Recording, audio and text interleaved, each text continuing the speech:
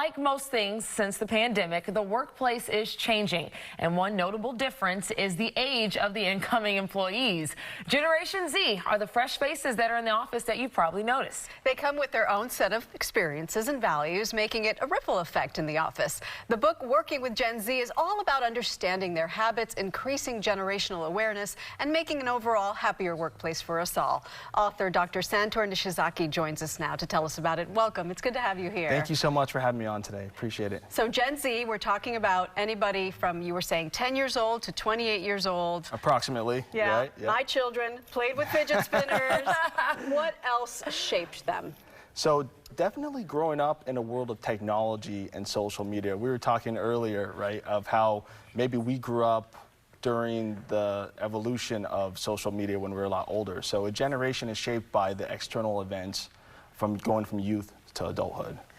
So what are some of the unique things now that they are entering the workforce? Because I think people just look at them like, you're kids still, but they're not. They're adults. They're working people. So not everyone under 40 is a millennial. That's the first thing, we want to make sure to understand, but they really care about work-life balance, which is great. So do other generations. And being able to communicate the impact that they place. I know we're going to do a segment later with the interns, but how does their job impact their community? That's yes, really we're going to be talking to our daytime interns, both of whom are facing this challenge of having to enter the workforce. And I'm sure that they must feel like, because you hear so much about the bad economy, and they just came out of the pandemic, like there's so much that is probably stressing them. Yeah. Can you give them some words to maybe allay those concerns? Well, I'd say for the older generations to be there for them and mentor them and be great leaders and just create a culture that really focuses on mental well-being. Is really important. So you're saying it's up to us? No. No, meaning we as leaders, as the leaders should be there to mentor them and guide them, because we have to realize what they're going through entering the workforce after having gone through during the pandemic too. I mean, some of them are graduating during virtual graduations. I mean, prom canceled. I don't know, these are the rites of passage that a lot of us had that they didn't have. So just being empathetic but also compassionate. Empathy is putting ourselves in their shoes, but the compassion is helping them. For example, let's say one of them have a family member that's in the hospital. Empathy would be, oh, I'm so sorry to hear that, but I need you to be at work tomorrow at 8 a.m. The compassion is saying, hey, we got you. We'll cover you.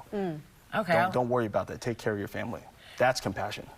And on the flip side of it, for them going in and still having some boomers in the workplace, a lot of Gen Xers and millennials that some may have a chip on their shoulder or something like that because of how they entered the workforce at a difficult time too. Yeah. What are the keys for success for a Gen Zer going into the workplace? I think just be open-minded as well. It's a two-way street. Like, we need to learn about Gen Z, which is why I wrote this book, but Gen Zers need to understand what makes millennials tick, what makes Gen Xers tick, what makes baby boomers tick.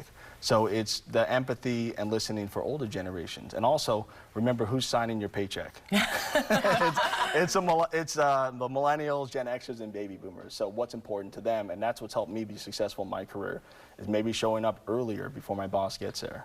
And then after they leave, because that was important to baby boomers when I was going through my career. I'm raising Gen Zers as we speak, 12 years old, 17 years old. And I like to think that I instill my Gen X work independent habit. Yep. But what are the maybe not so great things that I should work on that we are passing along? I think also just letting them be a little bit more, right? Letting them fail with a parachute. Right? Instead of, I know they say Gen Xers are more helicopter parents. It's true. Then maybe letting them fail a little bit, but also being there for them to support them. I like that, failing with a parachute. Yeah. Okay. Yes. All right, well, stick around. You heard it here first. Because he's going to give some tips for our daytime interns. All of his expertise also you can find in his book, Working with Gen Z, a handbook to recruit, retain, and reimagine the future workforce after COVID-19, which is going to be available February 7th. February 7th. All right, stick around. We'll keep chatting. Thank you.